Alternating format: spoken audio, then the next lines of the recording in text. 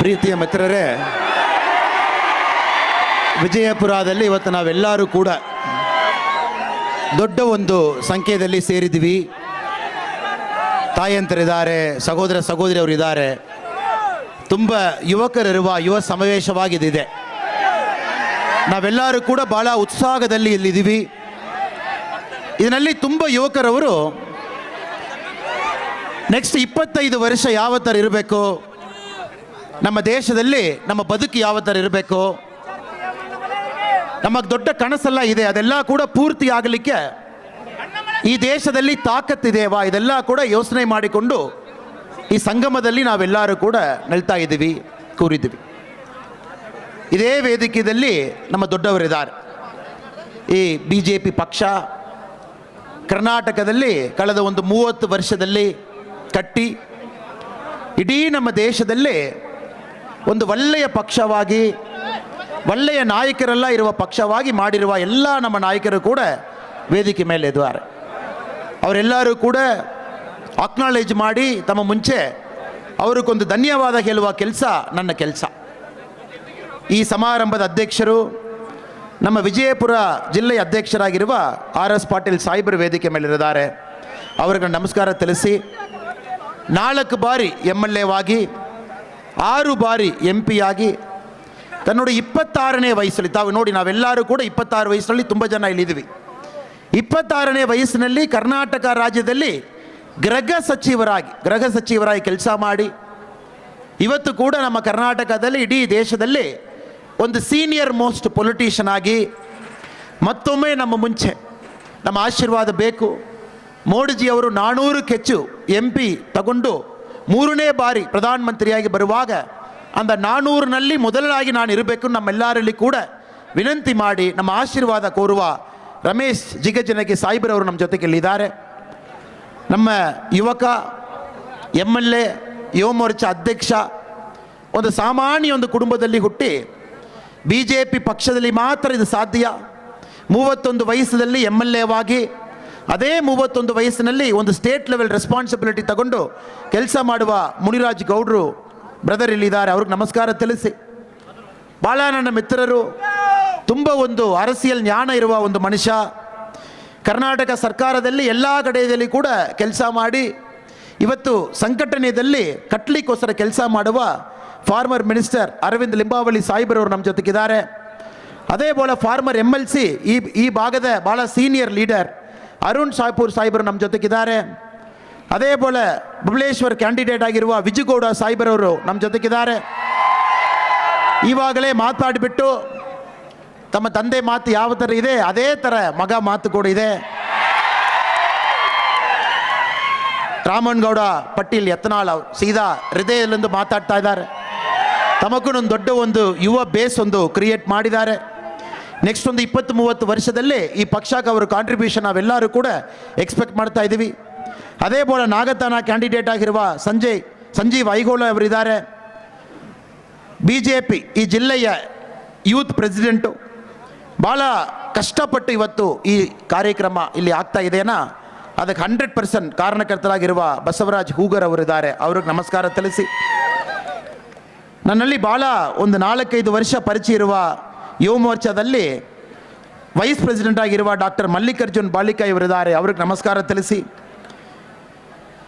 ಇಲ್ಲಿರುವ ಎಲ್ಲ ನಮ್ಮ ಯುವ ಮೋರ್ಚಾದಲ್ಲಿ ಇರುವ ವಿಠಲ್ ಯತ್ಗಟ್ಟಿಯವರು, ಬಲಪ್ಪ ಹುಗಿಗಾಲೆ ಅವರು, ಮಲ್ಲನಗೌಡ ಪಟೀಲ್ ಅವರು, ಸಬು ಮಶಿಯಾಲ್ ಅವರು, ಈರಣ್ಣ ರಾವೂರ್ ಅವರು, ವಿವೇಕಾನಂದ್ ದಬ್ಬಿ ಅವರು, ಕಿರಣ್ ಪಾಟೀಲ್ ಅವರು, ಸಚಿನ್ ಕುಮಾಶಿ ಅವರು, ಸ್ವಪ್ನ, ಎಲ್ಲರೂ ಕೂಡ ನಮಸ್ಕಾರ ತಿಳಿಸ್ತಾರೆ.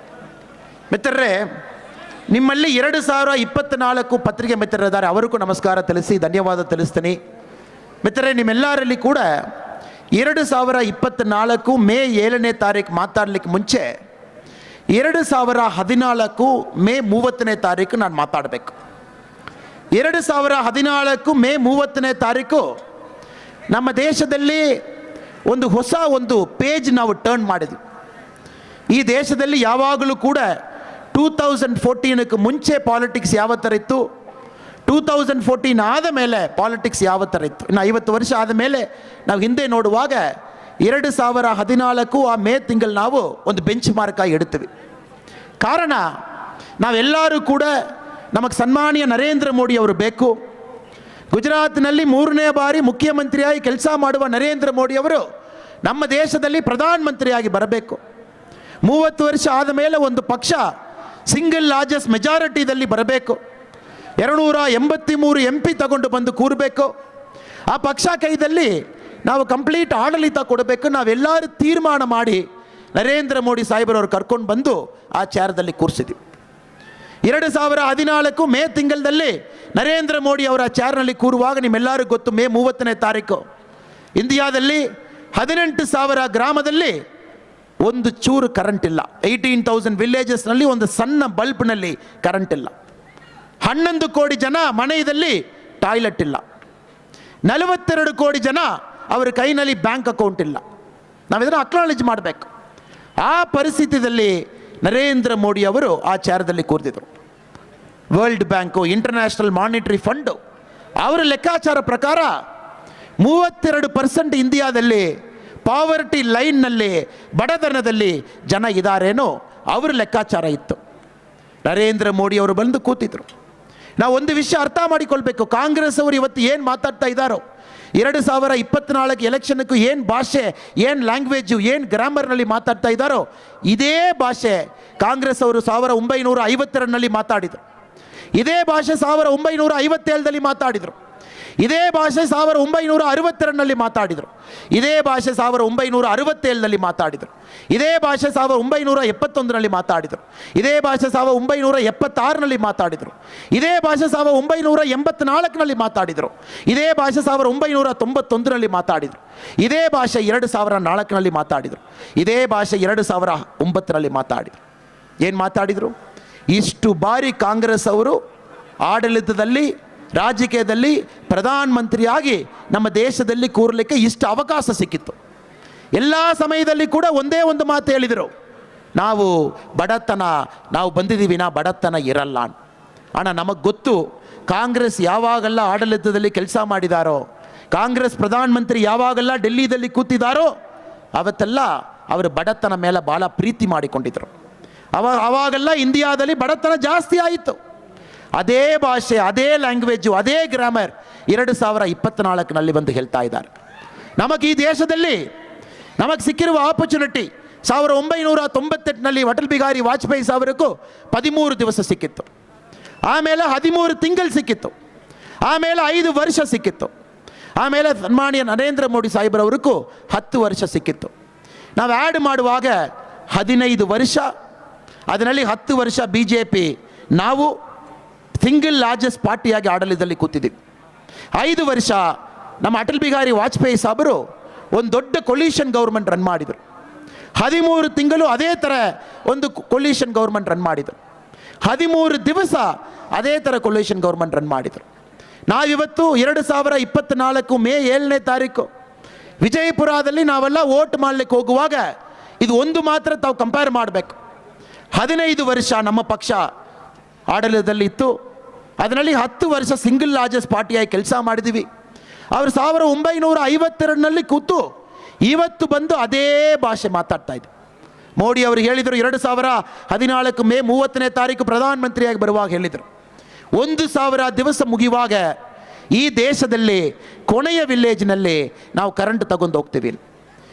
882nd ಡೇ, 882ನೇ ದಿವಸ ಮೇಘಾಲಯದಲ್ಲಿ ಇರುವ ಲಾಸ್ಟ್ ವಿಲೇಜ್ಗೂ ನಾವು ಕರೆಂಟ್ ತಗೊಂಡು ಹೋಗಿದ್ವಿ. 11 ಕೋಟಿ ಜನಕ್ಕೂ 10 ವರ್ಷದಲ್ಲಿ ನಾವು ಟಾಯ್ಲೆಟ್ ಮಾಡಿದ್ವಿ. ನಾವು ಆಡಳಿತಕ್ಕೆ ಬರುವಾಗ ಬರೀ 64% ಜನ ಕೈನಲ್ಲಿ LPG ಸಿಲಿಂಡರ್ ಇತ್ತು. Only 64% population. 36% ಜನ ಕೈನಲ್ಲಿ LPG ಸಿಲಿಂಡರ್ ಇಲ್ಲ. ಅದರಲ್ಲಿ ನನ್ನ ಅಜ್ಜಿ ಕೂಡ ಒಬ್ಬರು. ಅವರು ಯಾರು ಬಂದು ಹೇಳಲಿಕ್ಕೆ ಆ ಮನುಷ್ಯ ಇಲ್ಲ. ಯಾರು ಬಂದು LPG ಸಿಲಿಂಡರ್ ಬೇಕಾ, ಇಷ್ಟು ವೆಯ್ಟಿಂಗ್ ಲೈನ್ ಇದೆ, ನಿಮಗೆ ಕೊಡ್ತೀವಿ ಹೇಳಲಿಕ್ಕೆ ಯಾರಿಲ್ಲ. ಇವತ್ತು 100% ನಮ್ಮ ದೇಶದಲ್ಲಿ LPG ನಾವು ಕೊಟ್ಟಿದ್ದೀವಿ. 42 ಕೋಟಿ ಜನಕ್ಕೆ ಒಂದು ಸಿಂಪಲ್ ಬ್ಯಾಂಕ್ ಅಕೌಂಟ್ ಓಪನ್ ಮಾಡಿ ಕೊಟ್ಟಿದ್ದೀವಿ. 11 ಕೋಟಿ ಮನೆಯಲ್ಲಿ ಒಂದು ಬೇಸಿಕ್ ಆಗಿ ಟಾಯ್ಲೆಟ್ ಮಾಡಿ ಕೊಟ್ಟಿದ್ದೀವಿ. 4 ಕೋಟಿ ಮನೆ ಮೋದಿಜಿ ಹೆಸರಿನಲ್ಲಿ PM ಆವಾಸ್ ಯೋಜನಾದಲ್ಲಿ ಕಟ್ಟಿಕೊಟ್ಟಿದ್ದೀವಿ.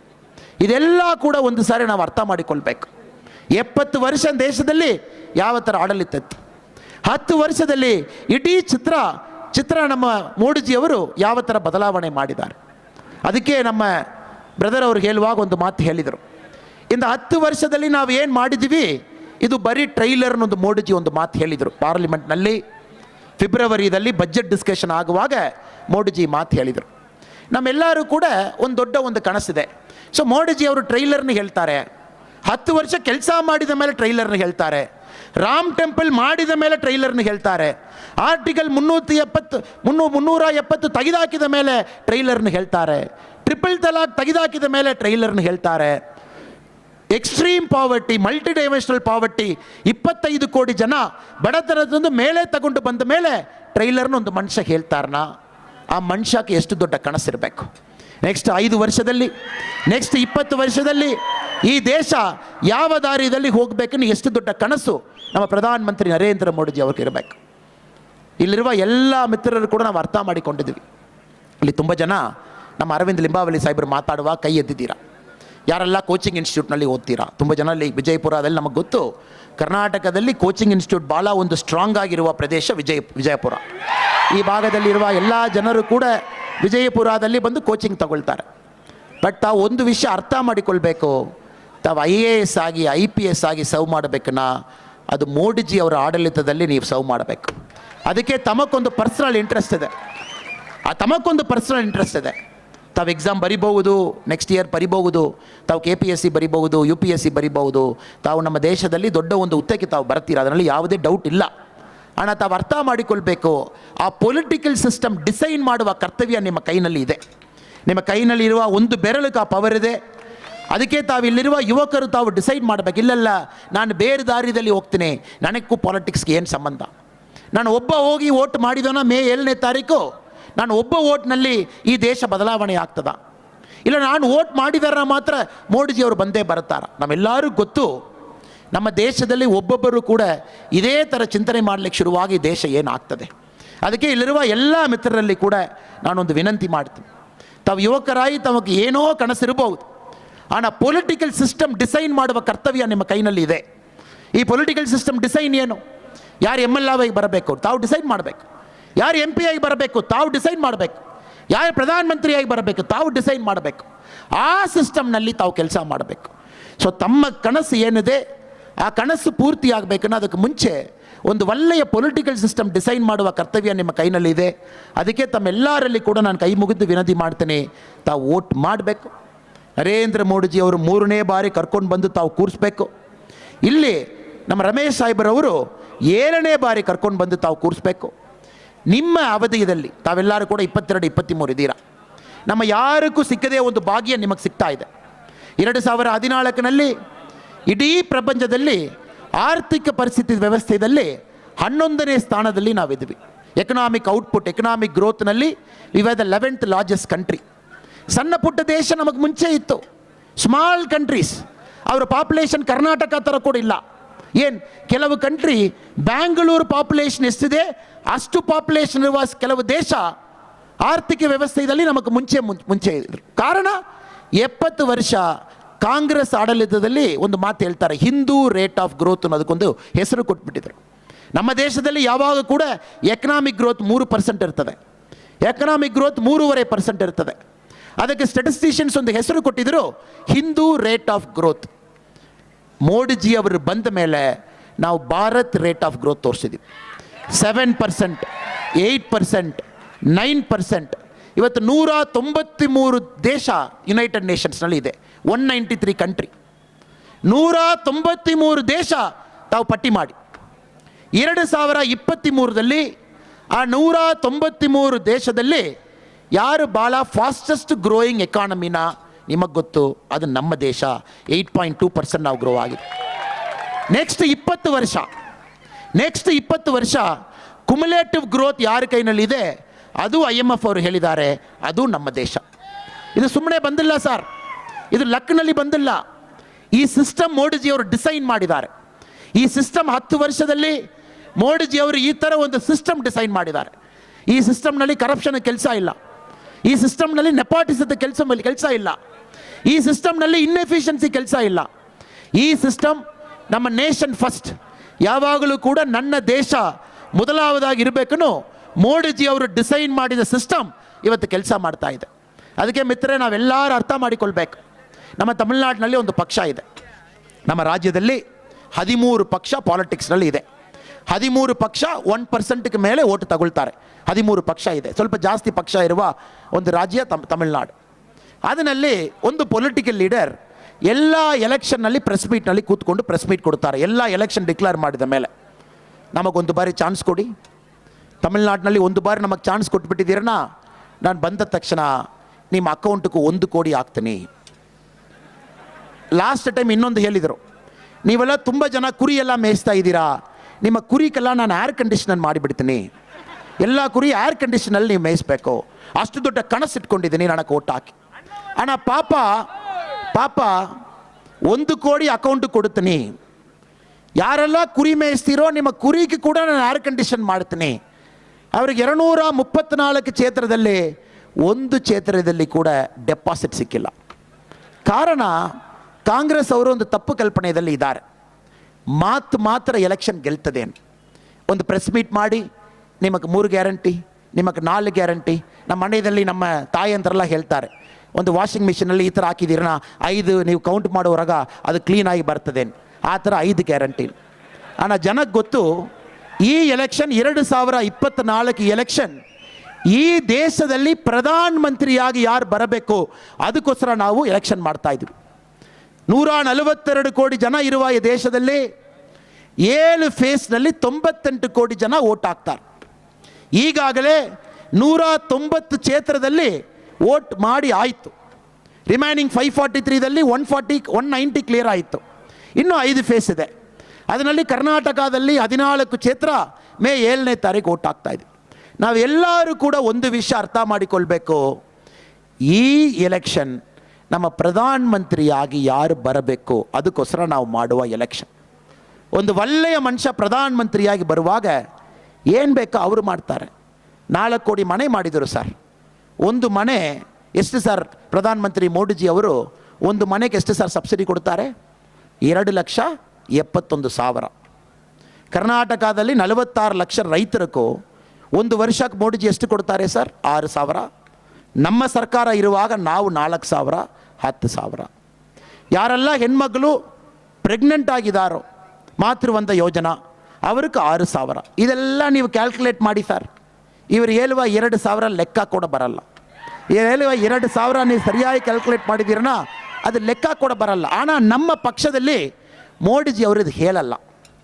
ನಾವು ಬಂದ ಮೇಲೆ ಇಷ್ಟು ಮಾಡಿದ್ವಿ, ಅದು ಒಂದೊಂದು ನಮ್ಮ ನಾಗರಿಕರಿಗೆ ನಾನು ಕ್ಯಾಲ್ಕುಲೇಷನ್ ಮಾಡುವಾಗ ನಿಮಗೆ ನಾನು ஒரு 3 ಲಕ್ಷ ರೂಪಾಯಿ ಕೊಟ್ಟಿರ್ತೀನಿ, ನಾವು ಮಾಡಿದ ರೋಡ್ ಡಿವೈಡ್ ಮಾಡ್ತೀನಿ, ನಾವು ಮಾಡಿರುವ ಏರ್ಪೋರ್ಟ್ ಡಿವೈಡ್ ಮಾಡ್ತೀವಿ, ನಾವು ಮಾಡಿರುವ ಸೆಕ್ಯೂರಿಟಿಗೆಲ್ಲ ಡಿವೈಡ್ ಮಾಡ್ತೀವಿ, ನಮ್ಮ ದೇಶದಲ್ಲಿರುವ ಒಂದೊಂದು ನಾಗರಿಕರಿಗೆ ಕೂಡ ಒಂದು 5 ಲಕ್ಷ ನಾನು ಕೊಟ್ಟಿರ್ತೀನಿ. ಮೋದಿಜಿ ಆ ಮಾತು ಹೇಳಲ್ಲ. ಮೋದಿಜಿ ಇವತ್ತು ಮಾತಾಡುವುದು ಪ್ರಗತಿ ಮಾತಾಡ್ತಾ ಇದ್ದಾರೆ. ನೆಕ್ಸ್ಟ್ 5 ವರ್ಷ ಯಾವ ಥರ ಇರಬೇಕು, ನೆಕ್ಸ್ಟ್ 25 ವರ್ಷ ಯಾವ ಥರ ಇರಬೇಕು, ಅದಕ್ಕೆ ಯಾವ ಥರ ಬೆಂಬಲ ನಾವು ಮೋದಿಜಿ ಕೊಡಬೇಕು, ಮೋದಿಜಿ ಅವರು ಎಲ್ಲ ಭಾಷೆಯಲ್ಲಿ ಕೂಡ ಮಾತಾಡ್ತಾ ಇದ್ದಾರೆ. ಮಿತ್ರರೇ, ನಾವು ಒಂದು ವಿಷಯ ಅರ್ಥ ಮಾಡಿಕೊಳ್ಬೇಕು. 2004ನಲ್ಲಿ ನಾವೆಲ್ಲ ವೋಟ್ ಮಾಡಿದ್ದೀವಿ. ವೋಟ್ ಮಾಡಿ ರಿಸಲ್ಟ್ ಬಂದಿತ್ತು, ஆனால் ಪ್ರೈಮ್ ಮಿನಿಸ್ಟರ್ ಬಂದಿಲ್ಲ. ಒಂದು ದಿವಸ ಆಯಿತು, ಪತ್ರಿಕೆ ಮಿತ್ರರು ಹೇಳಿದರು ಯಾರು ಪ್ರಧಾನ ಮಂತ್ರಿ ಗೊತ್ತಿಲ್ಲ. 3ನೇ ದಿವಸ ಹೇಳಿದರು ಸೋನಿಯಾ ಗಾಂಧಿ ಪ್ರಧಾನ ಮಂತ್ರಿಯಾ ಗೊತ್ತಿಲ್ಲ. 5ನೇ ದಿವಸ ಹೇಳಿದರು ಇಲ್ಲ ರಾಹುಲ್ ಗಾಂಧಿ ಪ್ರಧಾನ ಮಂತ್ರಿಯಾ ಗೊತ್ತಿಲ್ಲ. 7ನೇ ದಿವಸ ಮಿತ್ರರು ಹೇಳಿದರು ಇಲ್ಲ ಇಟಾಲಿಯಿಂದ ಯಾರು ಹೊಸದಾಗಿ ಕರ್ಕೊಂಡು ಬರ್ತೀರಾ ಅದು ಗೊತ್ತಿಲ್ಲ. 10ನೇ ದಿವಸ ರಿಸಲ್ಟ್ ಬಂದ ಮೇಲೆ 10ನೇ ದಿವಸ 10 ಲೀಡರ್ ಬಂದು ನಿಂತ್ಕೊಂಡು ಹೇಳಿದರು ಇವರು ಪ್ರಧಾನ ಮಂತ್ರಿ.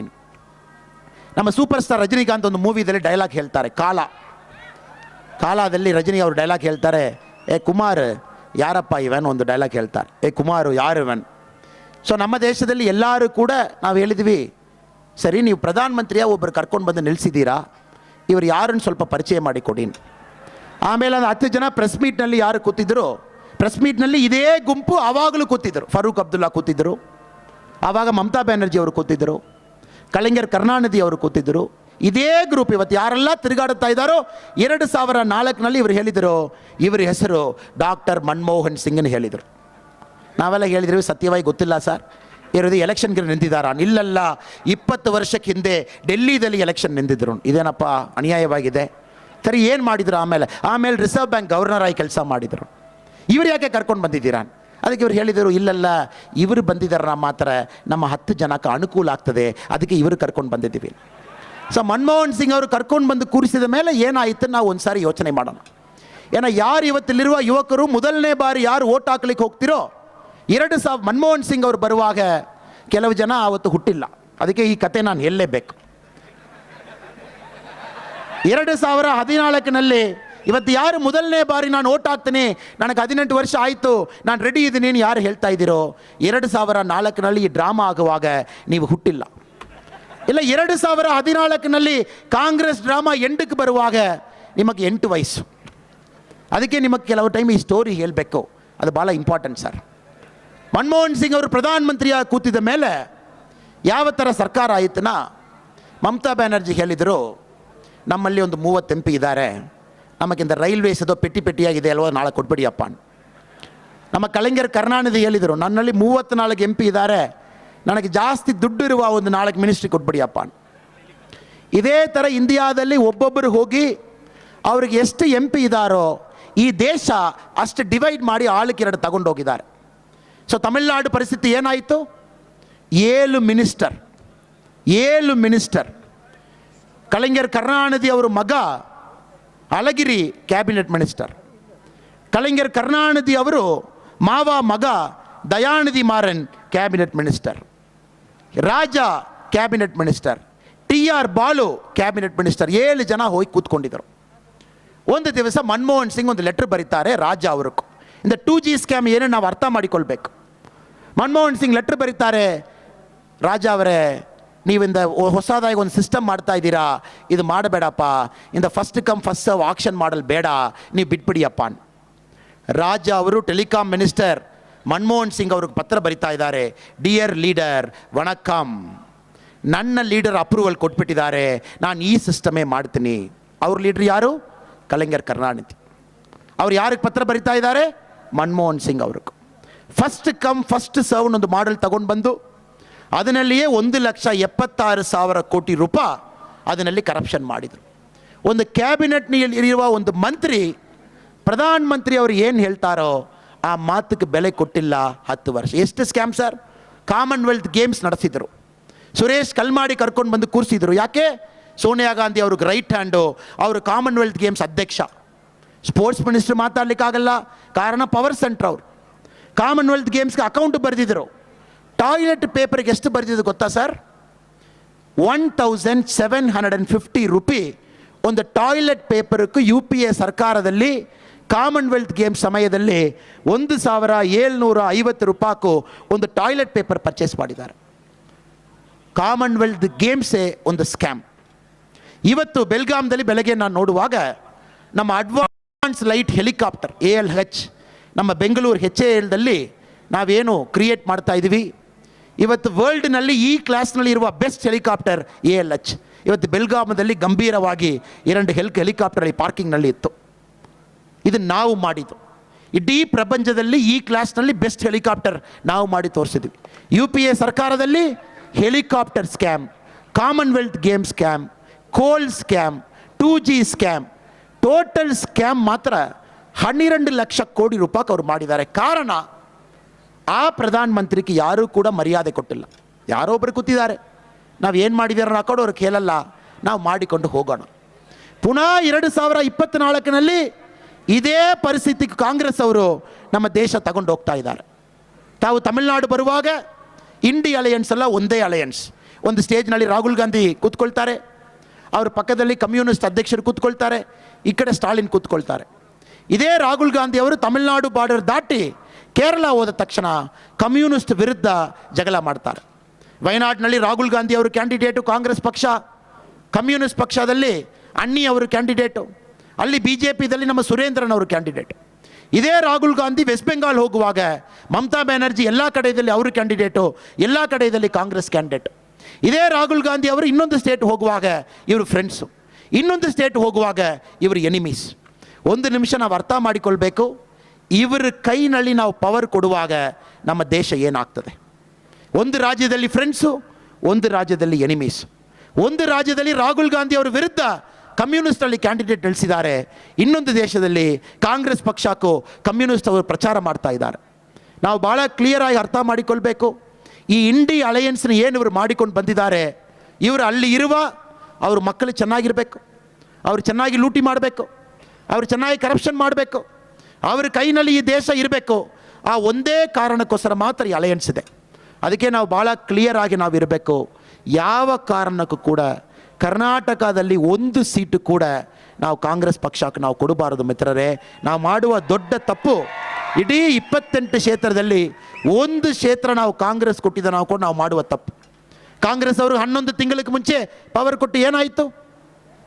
32% ಅಗ್ರಿಕಲ್ಚರ್ ಬಜೆಟ್ ಕಡಿಮೆ ಮಾಡಿದ್ದಾರೆ, 17% ಇರಿಗೇಷನ್ ಬಜೆಟ್ ಕಡಿಮೆ ಮಾಡಿದ್ದಾರೆ, 18% ಎಜುಕೇಷನ್ ಬಜೆಟ್ ಕಡಿಮೆ ಮಾಡಿದ್ದಾರೆ. ಬೊಮ್ಮಯ್ಯ ಅವರು ಬಜೆಟ್ನಲ್ಲಿ, ಲಾಸ್ಟ್ ಬಜೆಟ್ನಲ್ಲಿ 100 ರೂಪಾಯಿ ಕರ್ನಾಟಕ ಸರ್ಕಾರ ಖರ್ಚು ಮಾಡುವಾಗ 24 ರೂಪಾಯಿ ಕ್ಯಾಪಿಟಲ್ ಎಕ್ಸ್ಪೆಂಡಿಚರ್ ಕೊಟ್ಟಿದ್ದರು. ಕನ್ನಡದಲ್ಲಿ ಕ್ಯಾಪಿಟಲ್ ಎಕ್ಸ್ಪೆಂಡಿಚರ್ ಏನು ಸರ್? ಕ್ಯಾಪಿಟಲ್ ಎಕ್ಸ್ಪೆಂಡಿಚರ್ ಬಂಡವಾಳ ವೆಚ್ಚ. ಕ್ಯಾಪಿಟಲ್ ಎಕ್ಸ್ಪೆಂಡಿಚರ್ನ ಅಸೆಟ್ ಕ್ರಿಯೇಷನ್ ಮಾಡೋದು 24 ರೂಪಾಯಿ. ಸಿದ್ದರಾಮಯ್ಯ ಸಾಹೇಬರು ಈ ಬಜೆಟ್ನಲ್ಲಿ ಕ್ಯಾಪಿಟಲ್ ಎಕ್ಸ್ಪೆಂಡಿಚರ್ 100 ರೂಪಾಯಿಗೂ 15 ರೂಪಾಯಿಗೆ ತಗೊಂಡು ಬಂದಿದ್ದಾರೆ. 9 ರೂಪಾಯಿ ನೆಕ್ಸ್ಟ್ ಜನ್ರೇಷನ್ ಕರ್ನಾಟಕ ಏನು ಬಿಲ್ಡ್ ಮಾಡಬೇಕೋ 9 ರೂಪಾಯಿ ಇವರ ಅವಧಿಯಲ್ಲಿ ಕಡಿಮೆ ಮಾಡಿದ್ದಾರೆ. ಯುವಕರು ಇದೆಲ್ಲ ಕೂಡ ನೀವು ಚಿಂತನೆ ಮಾಡಬೇಕು. ಯಾವುದೋ ಈ ಪ್ರಚಾರದಲ್ಲಿ ಏನೇನೋ ರಾಜಕೀಯ ನಾಯಕರು ಮಾತಾಡ್ತಾ ಇದ್ದಾರೆ, ಅದು ನಿಮಗೆ ಮುಖ್ಯ ಅಲ್ಲ. ತಮಗೇನು ಇಂಪಾರ್ಟೆಂಟು, ನೆಕ್ಸ್ಟ್ 25 ವರ್ಷದಲ್ಲಿ ನಿಮ್ಮ ಕನಸು ಏನಿದೆ ಅದು ಪೂರ್ತಿ ಮಾಡಲಿಕ್ಕೆ ಈ ದೇಶದಲ್ಲಿ ತಾಕತ್ತಿದೆವಾ? ಈ ದೇಶಕ್ಕೆ ನೀವು ತಾಕತ್ತು ಕೊಡಬೇಕನ್ನ, ಅದು ಯಾರ ಕೈನಲ್ಲಿ ಕೊಡ್ತೀರಾ? ಮೇ 7ನೇ ತಾರೀಕು ನಿಮಗೊಂದು ಪವರ್ಫುಲ್ ಲೀಡರ್ ಪ್ರಧಾನಮಂತ್ರಿಯಾಗಿ ಬಂದು ಕೂರಬೇಕು. ಭಾಳ ಒಂದು ಇಂಪಾರ್ಟೆಂಟ್ ಡೆಸಿಷನ್ ತಗೊಳ್ಬೇಕು. ನಮಗೆ 2 ಎನಿಮಿ ನೇಷನ್ ಇದ್ದಾರೆ. ಒಂದು ಕಡೆ ಚೈನಾ ಇದೆ, ಇನ್ನೊಂದು ಕಡೆ ಪಾಕಿಸ್ತಾನ ಇದೆ. ಇಡೀ ಪ್ರಪಂಚದಲ್ಲಿ ಇಸ್ರೇಲ್, ಇಂಡಿಯಾಕ್ಕೆ ಮಾತ್ರ ಈ ಪರಿಸ್ಥಿತಿ ಇದೆ. ಎನಿಮಿ ನೇಷನ್ ಮಧ್ಯದಲ್ಲಿ ನಾವಿದ್ವಿ. ನಾವು ಭಾಳ ಕ್ಲಿಯರ್ ಆಗಿರಬೇಕು. ನಮ್ಮ ಗ್ರೋತ್ ಭಾಳ ಇಂಪಾರ್ಟೆಂಟ್. 5ನೇ ಸ್ಥಾನದಲ್ಲಿ ಇದ್ದೀವಿ. 3ನೇ ಸ್ಥಾನ ಇನ್ನು 3 ವರ್ಷದಲ್ಲಿ ಹೋಗ್ತೀವಿ. ಇನ್ನು 20 ವರ್ಷದಲ್ಲಿ ಮೊದಲ ಸ್ಥಾನಕ್ಕೆ ನಾವು ಹೋಗ್ತೀವಿ. ಅಲ್ಲಿ ಹೋಗುವಾಗ ಗ್ರೋತ್ ಬಗ್ಗೆ ಮಾತಾಡೋರು ಬೇಕು. ನ್ಯಾಷನಲ್ ಸೆಕ್ಯೂರಿಟಿದಲ್ಲಿ ಕಾಂಪ್ರಮೈಸ್ ಮಾಡುವ ಒಂದು ಪ್ರಧಾನಮಂತ್ರಿ ನಮಗೆ ಬೇಡ. ನ್ಯಾಷನಲ್ ಸೆಕ್ಯೂರಿಟಿದಲ್ಲಿ ಕಾಂಪ್ರಮೈಸ್ ಮಾಡುವ ಒಂದು ಪಕ್ಷ ಬೇಡ. ನ್ಯಾಷನಲ್ ಸೆಕ್ಯೂರಿಟಿದಲ್ಲಿ ಕಾಂಪ್ರಮೈಸ್ ಮಾಡಿದ ಕಾಂಗ್ರೆಸ್ ಪಕ್ಷ ಯಾವ ಕಾರಣ ಕೂಡ ಆ ಸೀಟಿಗೆ ಬರಬಾರ್ದು. ನಾವು ಭಾಳ ಕ್ಲಿಯರ್ ಆಗಿರಬೇಕು ಮಿತ್ರರೇ. ನಾವು ಭಾಳ ಕ್ಲಿಯರ್ ಆಗಿರಬೇಕು. ಈ ಎಲೆಕ್ಷನ್ ಸಾಧಾರಣದ ಎಲೆಕ್ಷನ್ ಇಲ್ಲ. ನಿನ್ನೆ ಬೆಂಗಳೂರಲ್ಲಿ ನಾನು ಪ್ರಚಾರ ಮಾಡುವಾಗ ಹೇಳಿದರು, ಅಣ್ಣ ಮನೆಗೆ ಬಂದು 1 ಲಕ್ಷ ರೂಪಾಯಿ ಕಾಂಗ್ರೆಸ್ ಅವರು ಕೊಟ್ಟು ಹೋಗಿದ್ರಣ್ಣ. ನಾನು ಹೇಳಿದ್ದೀನಿ, ಏನಪ್ಪ 1 ಲಕ್ಷ ಕೊಡ್ತಾರಾನೆ? 1 ಲಕ್ಷ ಕೊಟ್ಟಿಲ್ಲಣ್ಣ, ಒಂದು ಪೇಪರ್ನಲ್ಲಿ 1 ಲಕ್ಷ ಬರೆದು ಕೊಟ್ಟು ಹೋಗಿದ್ರು. ಸರಿ, ಅದು ಏನು ಮಾಡೋಣ? ನಾನು ಅವ್ರೇನು ಹೇಳಿದ್ರಣ್ಣ, ಜೂನ್ 4ನೇ ತಾರೀಕು ಈ ಪೇಪರ್ ತಗೊಂಡು ಕಾಂಗ್ರೆಸ್ ಆಫೀಸ್ಗೆ ಬಂದು ನೀವು ಕೊಟ್ಬಿಟ್ಟಿದ್ದೀರಣ್ಣ, ತಕ್ಷಣ 1 ಲಕ್ಷ ಅಲ್ಲಿಯೇ ಕೊಟ್ಬಿಡ್ತೀವಿ ಅಂತ ಹೇಳಿದ್ದೀರ. ನಾನು ಹೇಳಿದ್ದೀನಿ, ಏನಮ್ಮ ಕಾಂಗ್ರೆಸ್ ಆಫೀಸ್ ಏನು ರಿಸರ್ವ್ ಬ್ಯಾಂಕ್ ಆಫೀಸಿನ ಹೆಸರಿಗೆ ಚೇಂಜ್ ಮಾಡಿಬಿಟ್ಟಿದ್ದಾರ? ಇಲ್ಲ, ನಾವು ಕೊಟ್ಟೋಗಿದ್ರು, ನೀವು ನೋಡಿ ಅಣ್ಣ, ಇದೆಲ್ಲ ನಿಜವಾನ್ ಹೇಳಿದರು. ಮಿತ್ರರೇ, ನಿಮ್ಮಲ್ಲಿ ಬರ್ತಾರೆ. ಯಾವಾಗ ಬರ್ತಾರನ್ನ? ಮೇ 4ನೇ ತಾರೀಕು ಬರ್ತಾರೆ. ಮೇ 4ನೇ ತಾರೀಕು ರಾತ್ರಿ ಬರ್ತಾರೆ. ಮೇ 5ನೇ ತಾರೀಕು ರಾತ್ರಿ ಅದು ತಗೊಂಡು ಬರ್ತಾರೆ. ನೀವು ಬರುವಾಗ ನಮ್ಮಲ್ಲಿ ಈಗಾಗಲೇ ಶುರು ಮಾಡಿದ್ದಾರೆ. ನಾನು ನಿಮ್ಮಲ್ಲಿ ಒಂದೇ ಒಂದು ವಿನಂತಿ ಮಾಡ್ತೀನಿ, ಅವರು ಕೊಡುವಾಗ ನೀವು ಆಕ್ಸೆಪ್ಟ್ ಮಾಡಿ ಭದ್ರವಾಗಿ ಪೆಟ್ಟಿ ಒಳಗಡೆ ಲಾಕ್ ಮಾಡಿ ಇಟ್ಕೊಂಡು ವಾಪಸ್ ಒಂದು ಪ್ರಶ್ನೆ ಅವರಲ್ಲಿ ಹೇಳಬೇಕು. ಭಾಳ ಸಂತೋಷ. ಜೂನ್ 4ನೇ ತಾರೀಕು ಖಂಡಿತವಾಗಿ ವಿಜಯಪುರ ಕಾಂಗ್ರೆಸ್ ಆಫೀಸ್ ಬಂದು ಇದು ಕೊಟ್ಟು ನಾನು 1 ಲಕ್ಷ ತಗೊಳ್ತೀನಿ, ಸ್ವಲ್ಪ ಖರ್ಚಿದೆ, ಒಂದು 5,000 ಕೊಟ್ಟೋಗಿ. ಆವಾಗ 95,000 ಕೊಟ್ಟಿದ್ದೀರಣ್ಣ, ಸಾಕು. ಸ್ವಲ್ಪ ಮನೆ ಖರ್ಚಿದೆ, ನೀವು 1 ಲಕ್ಷ ಜೂನ್ 4 ಕೊಡಿಯಪ್ಪ. ಇವಾಗ ಒಂದು 5,000 ಕೊಟ್ಟೋಗಿಬಿಟ್ಟಿದ್ದೀರಣ್ಣ, ಜೂನ್ 4ನೇ ತಾರೀಕು 95,000 ಕೊಡಿ, ಸಾಕು.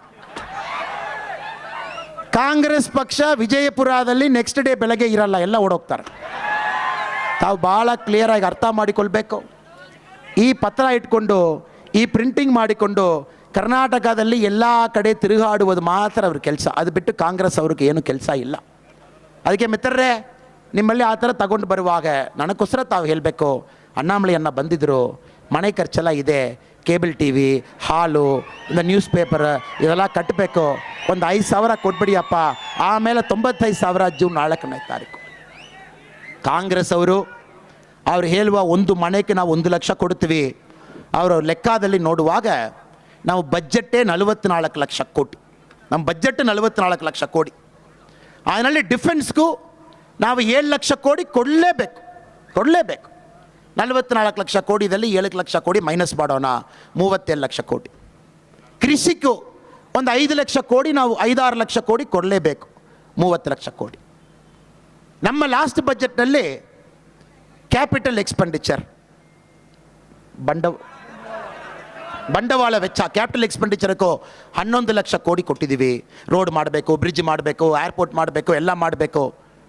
ಅದೊಂದು 11 ಕೋಟಿ ಮೈನಸ್ ಮಾಡಿದ್ದೀರಣ್ಣ, 19 ಲಕ್ಷ ಕೋಟಿ. ಅದಕ್ಕப்புறம் அந்த 100 ಡೇ ಎಂಪ್ಲಾಯ್ಮೆಂಟು, ಅದು ವರ್ಷಕ್ಕೆ 80,000 ಕೋಟಿ, 1 ಲಕ್ಷ ಕೋಟಿ ಕೊಡಲೇಬೇಕು. ಅದು ಮೈನಸ್ ಮಾಡಿದವಾಗ 18 ಲಕ್ಷ ಕೋಟಿ. ಆಮೇಲೆ ಎಜುಕೇಷನ್ಗೂ 4.5 ಲಕ್ಷ ಕೋಟಿ ಕೊಡಬೇಕು, ಅದು ಮೈನಸ್ ಮಾಡುವಾಗ 14 ಲಕ್ಷ ಕೋಟಿ. ಆಮೇಲೆ ಹೆಲ್ತ್ಗೂ 3.5 ಲಕ್ಷ ಕೋಟಿ ಕೊಡಬೇಕು, ಅದು ಮೈನಸ್ ಮಾಡುವಾಗ 10 ಲಕ್ಷ ಕೋಟಿ. ಸೊ ಕಾಂಗ್ರೆಸ್ ಅವರು 1 ಲಕ್ಷ ಕೋಟಿ ಕೊಡ್ತೀನಿ ಹೇಳಿದಾರನ, ಅವರಿಗೆ 40 ಲಕ್ಷ ಕೋಟಿ ರೂಪಾಯಿ ಬೇಕು. ದುಡ್ಡು ಎಲ್ಲಿ ಸರ್ ಇದೆ? ಡಿ ಕೆ ಶಿವಕುಮಾರ್ ಅವರು ಮನೆಯಲ್ಲಿ ಇರುವ ದುಡ್ಡು 1,513 ಕೋಟಿ, 1,513 crore. ಸರಿ, ಕಾಂಗ್ರೆಸ್ನಲ್ಲಿ ದೊಡ್ಡವರು ಅಹಮದ್ ಪಟೇಲ್, ಸೋನಿಯಾ ಗಾಂಧಿ ಅವರು ಇಟಾಲಿಯಲ್ಲಿ, ಸ್ವಿಟ್ಜರ್ಲ್ಯಾಂಡ್ನಲ್ಲಿ ಇರುವ ಎಲ್ಲ ತಗೊಂಡು ಬಂದಿದ್ದೀರ ಕೂಡ ಕೊಡ್ಲಿಕ್ಕಾಗ್ತದ? ವಾಪಸ್ ನಾವು ಈ ಎಲೆಕ್ಷನ್ನಲ್ಲಿ ಕಾಂಗ್ರೆಸ್ಸಲ್ಲಿ ಈ ಪ್ರಶ್ನೆ ನಾವು ಹೇಳಬೇಕು. 44 ಲಕ್ಷ ಕೋಟಿ ಬಜೆಟ್ಟು, ಆರ್ಮಿಗೆಷ್ಟು, ಕೃಷಿಗೆಷ್ಟು, ಎಜುಕೇಷನ್ಗೆಷ್ಟು, ಇದೆಲ್ಲ ಕೊಟ್ಟಾಯಿತು. ಎಲ್ಲಿಯನ್ನ 40 ಲಕ್ಷ ಕೋಟಿ ಇದೆ? ಇದು ರಾಹುಲ್ ಗಾಂಧಿ ಅವರು ಮ್ಯಾಥಮ್ಯಾಟಿಕ್ಸ್ ನೋಡಿ, ಇವರೆಲ್ಲ ಮ್ಯಾಥಮ್ಯಾಟಿಕ್ಸ್. ಕಾಂಗ್ರೆಸ್ ಅವರು ಯಾರೆಲ್ಲ ಈ ಥರ ವೇದಿಕೆಯಲ್ಲಿ ಮಾತಾಡ್ತಾ ಇದ್ದಾರೋ ಅವರು 10th ಸ್ಟ್ಯಾಂಡರ್ಡ್ ಮ್ಯಾಥ್ಸ್ ಮಾರ್ಕ್ ನಾವು ನೋಡಬೇಕು. ಏನು ನೀವೆಲ್ಲ ಮ್ಯಾಥ್ಸ್ ಮಾಡಿಕೊಂಡು ಇಲ್ಲಿ ಬಂದಿದ್ದೀರಾ, ಈ ಥರ ನೀವು ಮಾತಾಡ್ತಾ ಇದ್ದೀರಾ. ಅದಕ್ಕೆ ನಾವೆಲ್ಲರೂ ಕೂಡ ಭಾಳ ಕ್ಲಿಯರ್ ಆಗಿರಬೇಕು. ಈ ಸುಳ್ಳು ಮಾಹಿತಿಗೆ ನಮ್ಮ ಕಿವಿ ಕೊಡಬಾರ್ದು. ಸುಳ್ಳು ಮಾಹಿತಿ ಕಿವಿ ಕೊಟ್ಟು 1952 ಒಂದೇ ಡೈಲಾಗ್ ಹೊಡೆದಿದ್ರು, ನಾವು ಬಂದಿದ್ದೀವಿನಾ ಬಡತನ ಇರಲ್ಲ, 57 ಬಡತನ ಇರಲ್ಲ. ಅದೆಲ್ಲ ಕೂಡ ಇವತ್ತು ಬಡತನ ನಿಜವಾಗಿ ಇಲ್ಲನಾ, ಅದು ಒಂದೇ ಒಂದು ಮನುಷ್ಯ ಕಾರಣ, ಸನ್ಮಾನ್ಯ ನರೇಂದ್ರ ಮೋದಿ ಅವರು 10 ವರ್ಷ ಕೆಲಸ ಮಾಡಿ ಮನೆಗೆಲ್ಲ ತಗೊಂಡು ಬಂದು ತಲುಪಿಸಿ, ಇವತ್ತು ನರೇಂದ್ರ ಮೋದಿ ಇನ್ನೂ ಒಂದು ಸ್ಟೆಪ್ ಮೇಲೆ ಹೋಗ್ತಾರೆ. 70 ವರ್ಷಕ್ಕೆ ಮೇಲೆ ನಮ್ಮ ದೊಡ್ಡವರೆಲ್ಲ ಇದ್ದಾರೆ, ತಂದೆ ತಾಯಿ ಇದ್ದಾರೆ. 70 ವರ್ಷಕ್ಕೆ ಮೇಲೆ ನಮ್ಮ ಅಜ್ಜ ಇದ್ದಾರೆ. 70 ವರ್ಷಕ್ಕೆ ಮೇಲೆ ನಮಗೆ ತುಂಬ ರಿಲೇಟಿವ್ಸ್ ಇದ್ದಾರೆ, ಮನೆಯಲ್ಲಿ ಇದ್ದಾರೆ. ನಮ್ಮ ಸಾಹೇಬರು MP ಸಾಹೇಬರು ಇದ್ದಾರೆ, 70 ವರ್ಷಕ್ಕೆ ಮೇಲೆ ಇದ್ದಾರೆ. ಭಾಳ ಕರ್ನಾಟಕದಲ್ಲಿ ಮೋಸ್ಟ್ ಎಕ್ಸ್ಪೀರಿಯನ್ಸ್ಡ್ MP ಸಾಹೇಬರು. ನಮ್ಮ MP ಸಾಹೇಬರು ಜೂನ್ 4ನೇ ತಾರೀಕು ಆದ ಮೇಲೆ ನಮ್ಮ MP ಸಾಹೇಬರಿಗೂ ಮೆಡಿಕಲ್ ಇನ್ಶೂರೆನ್ಸ್ ಫ್ರೀ 5 lakh. ಇಷ್ಟು ವರ್ಷ 10 ವರ್ಷ ಏನಿತ್ತು ಬಿಲೋ ಪಾವರ್ಟಿ ಲೈನ್, ಕೆಲವು ಜನಕ್ಕೆ ಮಾತ್ರ 5 ಲಕ್ಷ ಇನ್ಶೂರೆನ್ಸ್ ಇತ್ತು. ಮೋದಿಜಿಯವರು ಹೇಳಿದ್ದಾರೆ ಜೂನ್ 4ನೇ ತಾರೀಕು ಆದಮೇಲೆ 70 ವರ್ಷಕ್ಕೆ ಮೇಲೆ ಯಾರಿದ್ದೀರನ್ನ ಕೂಡ ವರ್ಷಕ್ಕೆ 5 ಲಕ್ಷ ರೂಪಾಯಿ ನಿಮ್ಮ ಮೆಡಿಕಲ್ ನಾವು ನೋಡಿಕೊಳ್ತೀವಿ. ಇದು ದೊಡ್ಡದು ಸರ್, ಇದು ದೊಡ್ಡದು. ಇವೇನು 2,000 ಮಾತಾಡೋದು, 2,000ದಲ್ಲಿ ಇದೆಲ್ಲ ಬರ್ತದೆ ಸರ್? 5 ಲಕ್ಷ ರೂಪಾಯಿ 70 ವರ್ಷಕ್ಕೆ ಮೇಲೆ ನಮ್ಮ ತಂದೆ ತಾಯಿ ಮೆಡಿಕಲ್ಗೆ ಎಷ್ಟು ನಾವು ಖರ್ಚು ಮಾಡ್ತೀವಿ ನಮಗೆ ಗೊತ್ತು. ಮೋದಿ ಅವರು ಹೇಳಿದರು 10 ವರ್ಷದಲ್ಲಿ 4 ಕೋಟಿ ಮನೆ ಮಾಡಿದ್ವಿ, ಮೋಡಿ ಮನೆ. ನೆಕ್ಸ್ಟ್ 5 ಇಯರ್ಸ್ನಲ್ಲಿ 3 ಕೋಟಿ ಮನೆ ಮಾಡ್ತೀವಿ ಹೇಳಿದರು ನಮ್ಮ ಮ್ಯಾನಿಫೆಸ್ಟೋದಲ್ಲಿ. 3 ಕೋಟಿ ಮೋಡಿ ಮನೆ ಮಾಡಿಕೊಡ್ತೀವಿ. ಇದೆಲ್ಲ ನಮಗೆ ದೊಡ್ಡದು ಸರ್. ಇದೇ ಮೋಡಿ ಅವರು ಹೇಳಿದರು ನೆಕ್ಸ್ಟ್ 5 ವರ್ಷದಲ್ಲಿ ತಾವು ಒಂದು ಬಾರಿ ನಮ್ಮ ಮ್ಯಾನಿಫೆಸ್ಟೋ ಓದಬೇಕು ಸರ್. ಇಲ್ಲಿರುವ ಯುವಕರೆಲ್ಲರೂ ಕೂಡ ನಮ್ಮ ಮ್ಯಾನಿಫೆಸ್ಟೋ ಒಂದು ಸಾರಿ ತಾವು ಓದಬೇಕು. 2019ನಲ್ಲಿ ನಮ್ಮ ಮ್ಯಾನಿಫೆಸ್ಟೋದಲ್ಲಿ 295 ಪಾಯಿಂಟ್ ಇತ್ತು ಸರ್. ಇವತ್ತು ನಾನು ಚಾಲೆಂಜ್ ಮಾಡ್ತೀನಿ ಕಾಂಗ್ರೆಸ್ ಪಕ್ಷದವ್ರಿಗೂ, 295 ಪಾಯಿಂಟ್ ನೀವು ತಗೊಂಡು ಅದರಲ್ಲಿ 1 ಪಾಯಿಂಟ್ ಮೋಡಿ ಮಾಡಿಲ್ಲ ನೀವು ಹೇಳಿ, ನಾನು ಹೇಳ್ತೀನಿ 295 ಮಾಡಿ ನಿಮ್ಮ ಮುಂಚೆ ನಾವು ನಿಲ್ತಾ ಇದ್ವಿ. ಇವತ್ತು ಎಲ್ಲ ಕಡೆ ಕೂಡ ನೋಡ್ತಾ ಇದ್ವಿ, ಏದೋ BJP ಪಕ್ಷ ಈ ಸಮುದಾಯಕ್ಕೆ ವಿರೋಧ, ಇವರಿಗೆ ವಿರೋಧ, ಅವರಿಗೆ ವಿರೋಧ. ನಾವೆಲ್ಲರೂ ಕೂಡ ಒಂದು ಅರ್ಥ ಮಾಡಿಕೊಳ್ಬೇಕು ಸರ್. ಅಟಲ್ ಬಿಹಾರಿ ವಾಜಪೇಯಿ ಅವ್ರಿಗೂ ಒಂದೇ ಬಾರಿ ಆಪರ್ಚುನಿಟಿ ಸಿಕ್ಕಿತ್ತು, ನಮ್ಮ ದೇಶದಲ್ಲಿ ರಾಷ್ಟ್ರಪತಿಯಾಗಿ ಯಾರು ಕೂರಬೇಕು, ಒಂದೇ ಒಂದು ಚಾನ್ಸ್ ಅವ್ರಿಗೆ ಸಿಕ್ಕಿತ್ತು. ನಮ್ಮ ಪಕ್ಷದಲ್ಲಿ ದೊಡ್ಡವರೆಲ್ಲ ಇದ್ದರು, ನಮ್ಮ ಪಕ್ಷದಲ್ಲಿ ಹಿಂದುತ್ವಕ್ಕೆಲ್ಲ ಯಾರು ಹೋರಾಟ ಮಾಡಿದಾರೋ ಅಷ್ಟು ಜನ ಇದ್ದರು, ನಮ್ಮ ಪಕ್ಷದಲ್ಲಿ ಯಾರೆಲ್ಲ ಜೀವ ಕೊಟ್ಟು ಈ ಪಕ್ಷ ಬೆಳೆಸಿದಾರೋ ಎಲ್ಲರೂ ಇದ್ದರು.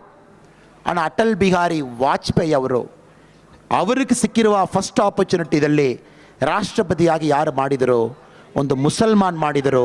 ಅಬ್ದುಲ್ ಬಕೀರ್ ಜೈನುಲಾಬದ್ದೀನ್ ಅಬ್ದುಲ್ ಕಲಾಂ, APJ ಅಬ್ದುಲ್ ಕಲಾಂ ಮಾಡಿದರು.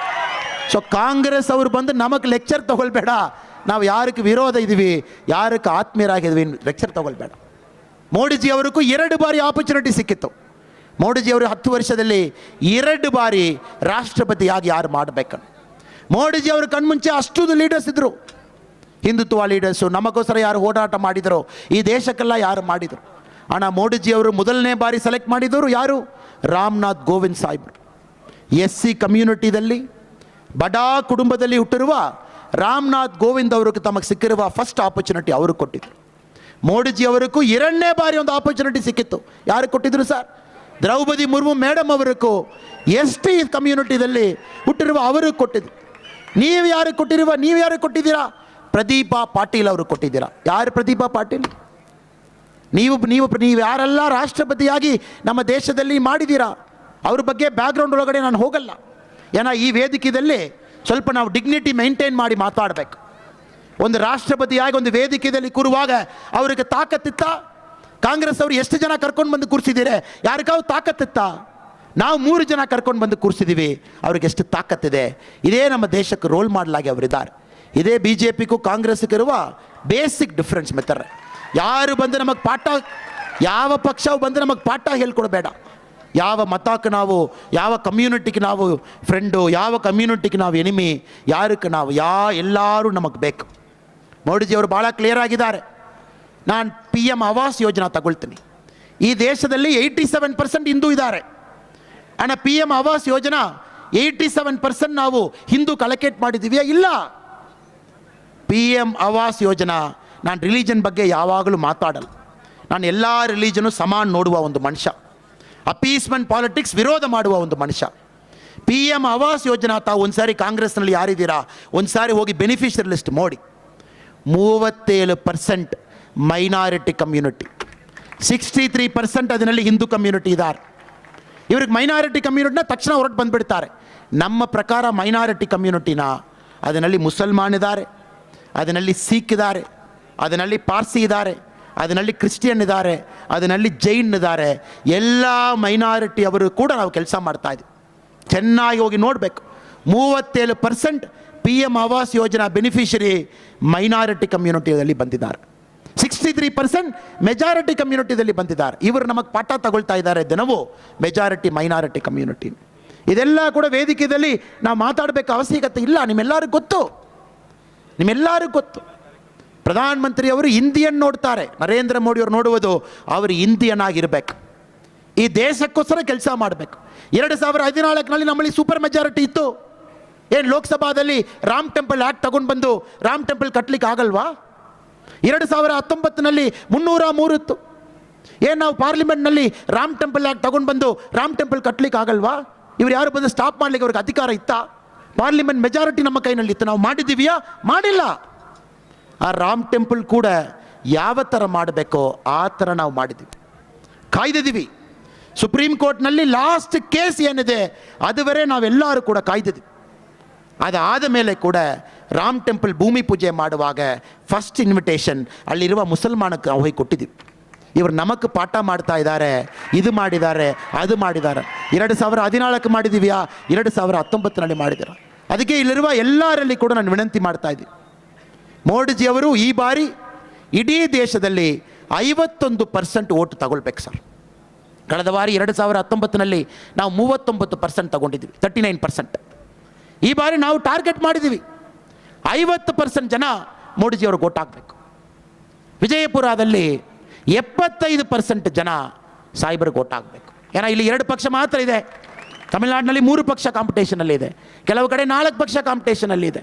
ಸೊ ಮೋದಿಜಿ ಅವರು 51% ಟೋಟಲ್ ವೋಟ್ 98 ಕೋಟಿ ಜನ ಇದ್ದಾರೆ, ನಮಗೆ 50 ಕೋಟಿ ಜನ ವೋಟ್ ಹಾಕಬೇಕನ್ನೋ ಮೋದಿಜಿ ಅವರು ಆಸೆ ಪಡ್ತಾ ಇದ್ದಾರೆ. ಇಲ್ಲಿ ವಿಜಯಪುರದಲ್ಲಿ ನಾವು 50% ದೇಶದಲ್ಲಿ ರೀಚ್ ಆಗಬೇಕನ್ನ 75% ವೋಟಿಂಗ್ ರಮೇಶ್ ಜಿಗಜಿಗಣಿ ಸಾಹೇಬ್ರಿಗೆ ನಾವು ಮಾಡಬೇಕು. ಅದಕ್ಕೆ ತಮ್ಮೆಲ್ಲರಲ್ಲಿ ಕೂಡ ನಾನು ವಿನಂತಿ ಮಾಡ್ತಾ ಇದ್ದೀನಿ ಮಿತ್ರರೇ, ಈ ದೇಶದಲ್ಲಿ ಸಂಪೂರ್ಣವಾಗಿ ಬದಲಾವಣೆ ಆಗ್ತಾ ಇದೆ.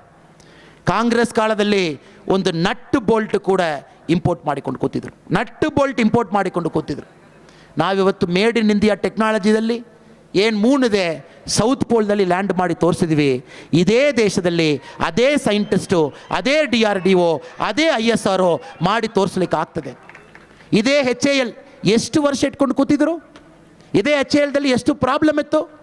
ನಾವು ಬಂದ ಮೇಲೆ ಅದೇ HALದಲ್ಲಿ ಅಡ್ವಾನ್ಸ್ ಲೈಟ್ ಹೆಲಿಕಾಪ್ಟರ್ ಮ್ಯಾನುಫ್ಯಾಕ್ಚರ್ ಮಾಡಿ ಇಡೀ ಪ್ರಪಂಚದಲ್ಲಿರುವ 14 ದೇಶಕ್ಕೆ ನಾವು ಎಕ್ಸ್ಪೋರ್ಟ್ ಮಾಡ್ತಾ ಇದ್ದೀವಿ. ನಾವು ಬಂದ ಮೇಲೆ ಡಿಫೆನ್ಸ್ ಕೂಡ ಆತ್ಮನಿರ್ಭರ್ ಭಾರತ್ನಲ್ಲಿ 3 ಲಿಸ್ಟ್ ತಗೊಂಡು ಬಂದಿದ್ದೀವಿ, ಪಾಸಿಟಿವ್ ಲಿಸ್ಟ್, ನೆಗೆಟಿವ್ ಲಿಸ್ಟ್. ಅದರಲ್ಲಿ ನಮ್ಮ ದೇಶದಲ್ಲಿ ನಾವು ಮಾಡ್ತಾ ಇದ್ದೀವಿ. ಇಡೀ ಪ್ರಪಂಚದಲ್ಲಿ ಕೊರೋನಾ ಬಂದಿತ್ತು, ಏನು ಮಾಡೋಣ, ಫೈಸರ್ಗೆ ಫೋನ್ ಮಾಡೋಣ, ಅಮೆರಿಕಾಗೆ ಫೋನ್ ಮಾಡೋಣ, ಮೊಡೆನಾಕ್ಕೆ ಫೋನ್ ಮಾಡೋಣ, ಅಲ್ಲಿ ಬುಕ್ ಮಾಡೋಣ ಇರುವಾಗ ನಾವು ಅಮೇರಿಕನ್ಸ್ ಎಷ್ಟು ಬೇಗ ಇದ್ದಾರೋ ಅದವಿಡ ಫಾಸ್ಟಾಗಿ ನಮ್ಮ ದೇಶದಲ್ಲಿ ನಾವು ಮಾಡಿ ತೋರಿಸಿದ್ದೀವಿ ಕೊರೋನಾ ವ್ಯಾಕ್ಸಿನ್. 225 ಕೋಟಿ ಡೋಸ್ ನಾವು ಮಾಡಿ ತೋರಿಸಿದ್ವಿ. ಅದೆಲ್ಲ ಕೂಡ ನಾವು ನೋಡ್ತಾ ಇದ್ದೀವಿ. 10 ವರ್ಷದಲ್ಲಿ ಎಷ್ಟೋ ಸಾಧನೆ ಮಾಡಿದ್ವಿ, ಇಡೀ ಚಿತ್ರ ಬದಲಾವಣೆ ಮಾಡಿದ್ವಿ. ಪಾಲಿಟಿಕ್ಸ್ನಲ್ಲಿ ಒಂದು ನಿಯತಿ ತಗೊಂಡು ಬಂದಿದ್ವಿ. ಪಾಲಿಟಿಕ್ಸ್ನಲ್ಲಿ ಕರಪ್ಷನ್ ಇಲ್ಲದೆ ಒಂದು ಸರ್ಕಾರ 10 ವರ್ಷ ಕಾಲ ನಮ್ಮ ದೇಶದಲ್ಲಿ ಕೆಲಸ ಮಾಡಬಹುದು ನಾವು ಪ್ರೂವ್ ಮಾಡಿದ್ವಿ. ನಾವು ತೋರಿಸಿದ್ದೀವಿ ಮೋದಿಜಿ ಅವರು ಮಾತ್ರ ಸ್ಟ್ರೈಟ್ ಅಲ್ಲ, ಮೋದಿಜಿ ಅವರ ಜೊತೆಗಿರುವ 75 ಕ್ಯಾಬಿನೆಟ್ ಮಿನಿಸ್ಟರ್ಸು ಮೋದಿಜಿ ಥರ ಸ್ಟ್ರೈಟಾಗಿ ಕೆಲಸ ಮಾಡಿದರು. ನಾವು ಭಾಳ ಹೆಮ್ಮೆಯಲ್ಲಿ ಹೇಳ್ಬೋದು. ಇದೆಲ್ಲ 10 ವರ್ಷದಲ್ಲಿ ನಾವು ಮಾಡಿರೋದು ಸರ್. ಅದಕ್ಕೆ 2024 ನಿಮ್ಮೆಲ್ಲರ ಮುಂಚೆ ನಮ್ಮ ನಾಯಕರಲ್ಲಿ ನಿಲ್ತಾ ಇದ್ದಾರೆ. ನಾವೆಲ್ಲರೂ ಕೂಡ ಈ ಬಾರಿ ನಾವು ಮಾಡುವ ಓಟ್ ಮೋದಿಜಿ ಅವ್ರಿಗೆ ಏನು ಇಷ್ಟ ಆಗಲ್ಲ. ನಾನು ತಮಿಳ್ನಾಡಿನಲ್ಲಿ ಭಾರಿ ಸಾರಿ ಮೋದಿಜಿ ಅವರು ಬಂದಿದ್ದಾರೆ, ಅವ್ರ ಪಕ್ಕದಲ್ಲಿ ತುಂಬ ಸಾರಿ ಕೂತಿದ್ರು. ಮೋದಿಜಿ ಅವರಲ್ಲಿ ತುಂಬ ಸಾರಿ ನಾನು ಸ್ಟೇಜ್ನಲ್ಲಿ ಮಾತಾಡಿದ್ದೀನಿ. ಅವ್ರಿಗೆ ಏನು ಇಷ್ಟ ಆಗಲ್ಲ ಸರ್, ಅವ್ರಿಗೆ ನೀವು ಏನು ಕೊಟ್ಟಿದ್ದೀರನಾಳ ಅವ್ರ ಸಮಾಧಾನ ಆಗಲ್ಲ. ಮೋದಿಜಿ ಅವ್ರಿಗೆ ಇಷ್ಟ ಆಗೋದು ಒಂದೇ ಒಂದು ಪೊಲಿಟಿಕಲ್ ಮೀಟಿಂಗ್ ಆಗುವಾಗ ಅರ್ಧ ಜನಕ್ಕೆ ಮೇಲೆ ಹೆಣ್ಮಕ್ಕಳು ಇರಬೇಕು. ಅವ್ರಿಗೆ ಅದು ತುಂಬ ಇಷ್ಟ ಆಗ್ತದೆ. ಹೆಣ್ಮಕ್ಕಳು ಪೊಲಿಟಿಕಲ್ ಮೀಟಿಂಗ್ ಬರಬೇಕು, ಅವ್ರಿಗೆ ಆಸೆ ಅದು. ತುಂಬ ಹೆಣ್ಮಕ್ಕಳು ಪಬ್ಲಿಕ್ ಲೈಫಿಗೆ ಬರಬೇಕು, ತುಂಬ ಹೆಣ್ಮಕ್ಕಳು ಪೊಲಿಟಿಕಲ್ ಲೈಫ್ ಬರಬೇಕು, ತುಂಬ ಹೆಣ್ಮಕ್ಕಳು ಬರಬೇಕು. ಅದು ಯಾವಾಗಲೂ ಕೇಳ್ತಾ ಇರ್ತಾರೆ. ಅದಕ್ಕೆ ನಾವು 33% ರಿಸರ್ವೇಷನ್ ಮಾಡಿ ತೋರಿಸಿದ್ದೀವಿ. 2026 ಆದಮೇಲೆ ಇದೆಲ್ಲ ಬರುತ್ತೆ. ಸೊ ಹೆಣ್ಮಕ್ಳು ಅರ್ಥ ಮಾಡಿಕೊಳ್ಬೇಕು. ಇದೆಲ್ಲ ಕೊಡಲಿ ತಾಯಂತರಿದ್ದೀರಾ. ನಾವು ಗ್ಯಾಸ್ 36% ಗ್ಯಾಸ್ ಯಾಕೆ ತೊಗೊಂಡು ಬಂದಿದ್ದೀವಿ ಮೇಡಮ್, ಇಲ್ಲಿ ತಾಯಂತರಿದ್ದೀರಾ. ಯಾಕೆಂದರೆ ಮೋದಿಜಿ ಹೇಳಿದರು, ಅವರು ತಾಯಿ ಅವ್ರ ಮನೆಯಲ್ಲಿ ಯಾವ ಥರ ಅವರು ಕುಕ್ಕಿಂಗ್ ಮಾಡಿದ್ದಾರೆ ಮೋದಿಜಿ ನೋಡಿದರು. ಅದರಲ್ಲಿ ಏನೇನು ಲಂಗ್ ಪ್ರಾಬ್ಲಮ್ ಬರುತ್ತೆ ನೋಡಿದರು. ಅದು ಯಾವುದೇ ಒಂದು ಹೆಣ್ಮಕ್ಳಿಗೆ ಬರಬಾರದನ್ನು LPG ತಗೊಂಡು ಬಂದಿದ್ದಾರೆ. ಯಾಕೆ ಅಕೌಂಟ್ ತಗೊಂಡು ಬಂದಿದ್ದರು. ನಿಮ್ಮ ಕೈನಲ್ಲಿ ಪವರ್ ಇರಬೇಕು, ತಾವು ಮನೆಯಲ್ಲಿ ಡೆಸಿಷನ್ ಮಾಡಬೇಕು. 42 ಕೋಟಿ ಜನಕ್ಕೆ ಅಕೌಂಟ್ ಕೊಟ್ಟು ನಾವು ಮಾಡುವ ಎಲ್ಲ ಸಬ್ಸಿಡಿ ಕೂಡ ಅಕೌಂಟ್. ಈ ದೇಶದಲ್ಲಿ ಸರ್ ಕನ್ನಡದಲ್ಲಿ ಇಮ್ಮೂವಬಲ್ ಅಸೆಟ್ ಏನು, ಇಮ್ಮೂವಬಲ್ ಅಸೆಟ್ ಲ್ಯಾಂಡ್ ಏನು ಹೇಳ್ತೀರಾ?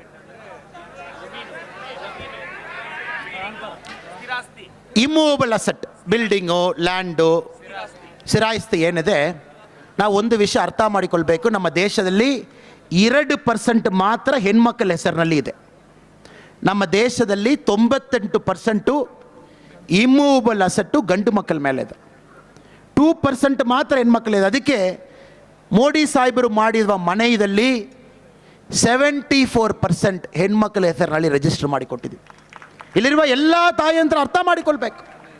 ಮೋದಿಜಿ ಅವರು 10 ವರ್ಷ ಕಾಲ ಅವರು ಕಷ್ಟಪಟ್ಟಿದ್ದೆಲ್ಲ ಹೆಣ್ಮಕ್ಕಳಕ್ಕೂ, ಅದು ಬಡ ಹೆಣ್ಮಕ್ಕಳಕ್ಕೂ, ರೈತರಿಗೂ, ಯುವಕರಿಗೂ, ಇವರಿಗೋಸ್ಕರ ಕೆಲಸ ಮಾಡಿ ಕಷ್ಟಪಟ್ಟು 10 ವರ್ಷ ಆದ ಮೇಲೆ ನಿಮ್ಮ ಮುಂಚೆ ಮೋದಿಜಿಯವ್ರು ನಿಲ್ತಾ ಇದ್ದಾರೆ. ಅದಕ್ಕೆ ತಮ್ಮೆಲ್ಲರಲ್ಲಿ ಕೂಡ ನಾನು ವಿನಂತಿ ಮಾಡ್ತೀನಿ, ಕೈ ಮುಗಿದು ಹೇಳ್ತೀನಿ, 100% ತಾಯಂತರು ಮೋದಿಜಿಯವ್ರಿಗೆ ನೀವು ಓಟ್ ಹಾಕಬೇಕು. 100% ಆಗಬೇಕು. ಕಾರಣ ಮೋದಿಜಿಯವ್ರಿಗೆ ದೊಡ್ಡ ಕನಸಿದೆ. ಬಡ ಕುಟುಂಬ ಇರಬಾರದನ್ನು ಅವ್ರ ಕನಸಿದೆ. ನಮ್ಮ ಈ 3ನೇ ಬಾರಿ ನಾವು ಬರುವಾಗ ನಮ್ಮ ದೇಶದಲ್ಲಿ ಒಂದು ಬಡ ಕುಟುಂಬ ಇರಲಿಕ್ಕೆ ಸಾಧ್ಯತೆ ಇಲ್ಲ. ಅಷ್ಟು ನಾವು ಕೆಲಸ ಮಾಡ್ತೀವಿ, ಅಷ್ಟು ನಮ್ಮ MP ಅವರು ಕೆಲಸ ಮಾಡ್ತಾರೆ. ವೇದಿಕೆ ಮೇಲಿರುವ ನಾವೆಲ್ಲರೂ, ವೇದಿಕೆ ಕೆಳಗಡೆ ಇರುವ ನಾವೆಲ್ಲರೂ ಕೂಡ ನಿಮಗೆ ಅಷ್ಟು ಕೆಲಸ ಮಾಡ್ತೀವಿ. ಅದಕ್ಕೆ ತಾವು ಈ ಪ್ರಾಮಿಸ್ಸು ಆ ಪ್ರಾಮಿಸ್ಸು ಇದು ಅದು, ವಾರಂಟಿ ಇಲ್ಲದ ಪಕ್ಷ ಗ್ಯಾರಂಟಿ ಕೊಡ್ತಾ ಇದೆ. ನೋಡಿ ಸರ್, ಒಂದು ಸೈಕಲ್ ತಗೊಳ್ಳುವಾಗ ಕೂಡ ಅಣ್ಣೇ ಸೈಕಲ್ 2,000, ನಾವು ಅದು ಹೇಳಲ್ಲ. ಅಣ್ಣೇ ವಾರಂಟಿ ಎಷ್ಟು ವರ್ಷ ಅಂತ ಹೇಳ್ತೀವಿ. ಅಣ್ಣೇ ಸೈಕಲ್ 500 ರೂಪಾಯಿ, ಸಣ್ಣ ಮಕ್ಕಳಿಗೆ 500 ರೂಪಾಯಿಗೆ ಸೈಕಲ್ ತಗೊಳ್ಳುವಾಗ ಕೂಡ 500 ರೂಪಾಯಿ ಬಗ್ಗೆ ನಾವು ಚಿಂತೆ ಮಾಡಲ್ಲ. ಅಣ್ಣ ವಾರಂಟಿ ಎಷ್ಟು ವರ್ಷ ಅಂತ ಹೇಳ್ಬಿಡಿ, ಅಣ್ಣ ನಟ್ಟು ಬೋಲ್ಟ್ ಹೋಗಿತ್ತನ ಚೇಂಜ್ ಮಾಡಿಕೊಡಿ. ಸೊ ನಾವು ಅರ್ಥ ಮಾಡಿಕೊಳ್ಬೇಕು, ವಾರಂಟಿ ಇದೇನಾ ಮಾತ್ರ ಗ್ಯಾರಂಟಿಗೆ ಮರ್ಯಾದೆ, ವಾರಂಟಿ ಇಲ್ಲ ಅಣ್ಣ ಗ್ಯಾರಂಟಿಗೆ ಮರ್ಯಾದೆ ಇಲ್ಲ. ಈ ಬಾರಿ ಮೇ 7ನೇ ತಾರೀಕು ನಾವೆಲ್ಲರೂ ಕೂಡ ವಿಜಯಪುರದಲ್ಲಿ ಶುರು ಮಾಡಿ ಈ ಭಾಗದಲ್ಲಿರುವ 14 ನಮ್ಮ ಕ್ಷೇತ್ರ. ಕಳೆದ ಬಾರಿ ನಾವೆಲ್ಲ ಭಾಳ ಕ್ಲಿಯರು. ಕರ್ನಾಟಕ ನನಗೆ ಭಾಳ ಹೆಮ್ಮೆ ಏನು, ತಮ್ಮ ವೋಟಿಂಗ್ ಪ್ರಾಸೆಸ್ನಲ್ಲಿ 2013 ಕಾಂಗ್ರೆಸ್ ಮೆಜಾರಿಟಿ ಅಣ್ಣ, 2014 ಮೋಡಿ ಮೆಜಾರಿಟಿ, 2018 ಪುನಃ ಪಕ್ಷ ಚೇಂಜ್ ಆಯಿತು ಆಡಳಿತದಲ್ಲಿ ಅಣ್ಣ, 2019 ಪುನಃ ಮೋಡಿ ಮೆಜಾರಿಟಿ, 2023 ಪುನಃ ನೀವು ಚೇಂಜ್ ಮಾಡಿದ್ದೀರಾ, 2024 ನಮಗೆ ಗೊತ್ತು ಪುನಃ ಇಲ್ಲಿ ಮೋಡಿ ಮೆಜಾರಿಟಿ. ಅಷ್ಟು ಮೋಡಿಜಿ ಅವರ ಮೇಲೆ ಪ್ರೀತಿ ಇರುವ ಒಂದು ವಿಶೇಷ ರಾಜ್ಯ ಅದು. ಮೋಡಿಜಿ ಮೇಲೆ ಕಣ್ಣು ಮುಚ್ಚಿಕೊಂಡು ಓಟ್ ಹಾಕುವ ಒಂದು ರಾಜ್ಯ ಇದೆಯಾ, ಅದು ಕರ್ನಾಟಕ. ಕಣ್ಣು ಮುಚ್ಚಿಕೊಂಡು ಓಟ್ ಹಾಕುವ ರಾಜ್ಯ. ಅದಕ್ಕೆ ನಮ್ಮೆಲ್ಲರಲ್ಲಿ ಕೂಡ ವಿನಂತಿ ಮಾಡ್ತೀನಿ, ನಮ್ಮ ಮೋಡಿ ತಪ್ಪು ಮಾಡಲ್ಲ, ನಮ್ಮ ಮೋಡಿಗೂ ತಪ್ಪು ಮಾಡಲಿಕ್ಕೆ ಗೊತ್ತಿಲ್ಲ. ನಮ್ಮ ಮೋಡಿಯವರು ನಮಗೋಸ್ಕರ ಮಾತ್ರ ಕೆಲಸ ಮಾಡಲಿಕ್ಕೆ ಗೊತ್ತು. ನಮ್ಮ ಮೋಡಿಯವರು ಇನ್ನು 5 ವರ್ಷ ದೊಡ್ಡ ರೀತಿಯಲ್ಲಿ ಕೆಲಸ ಮಾಡೋಣ ಇದ್ದಾರೆ. ನಮ್ಮ ಮೋಡಿಯವರು ಧೀರಜ್ ಥರ, ಇಲ್ಲಿರುವ ನಮ್ಮ ಯತ್ನಾಳ್ ಅವರ ಥರ, ಇಲ್ಲಿರುವ ವೇದಿಕೆ ಮೇಲಿರುವ ಎಷ್ಟೋ ಯುವಕರು ಮುಂದೆ ತಗೊಂಡು ಬಂದು ನಿಲ್ಲಿಸ್ಬೇಕನ್ನೋ ಹೋರಾಟ ಮಾಡ್ತಾ ಇದ್ದಾರೆ. ನಮ್ಮ ಮೋಡಿಯವರು ಹೆಣ್ಮಕ್ಕಳು ಮುಂದೆ ತಗೊಂಡು ಬಂದು ನಿಲ್ಲಿಸ್ಬೇಕನ್ನೋ ಹೋರಾಟ ಮಾಡ್ತಾ ಇದ್ದಾರೆ.